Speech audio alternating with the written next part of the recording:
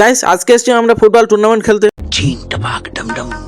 দেখো বেশ কিছুদিন হচ্ছে আমাদের কোনো বড় টুর্নামেন্ট নেওয়া হয়নি, আর আজকের এই খেলাটা খুব বড় না, মাত্র 4000 আর 5000। যাই হোক, গল্প করতে করতে চলে এলাম মাঠের কাছে। কিন্তু দুঃখের বিষয় একটা হলো, সেটা হলো আমার পায়ে একটু চোট আছে, তাই আমি খেলতে পারবো না। কি আর করা যাবে, তাই বলটা নিয়ে একটু প্র্যাকটিস করছিলাম। আর এটাকে দেখো, এ বলছে হাতের তালু দিয়ে কে বল ধরে দেখাতে পারে। ও তো নিজে পারলো না, কিন্তু এই ছেলেটা করে দেখালো। আর আমার কথাটা বাদ দাও। যাই হোক, এরপর দেখি আমাদের প্লেয়াররা তো রেডি হয়ে এলো। আর আজকে খেলে আমি তো নিজে খেলতে পারলাম না, তাই আমি আজকে কোচের দায়িত্বটা পালন করলাম।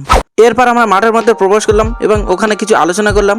একটা কথা মানতে হবে গাইস, এই বৃষ্টির সময় খেলা নেওয়া মানে প্লেয়াররা খেলতে পারুক আর না পারুক, মাঠে নাউল চষার মতোই অবস্থা হয়। যাই হোক, কোনো রকমের খেলাটা শেষ হলো, আর খেলা কোনো দিকে গোল না হয় প্ল্যানটিকেই গেল।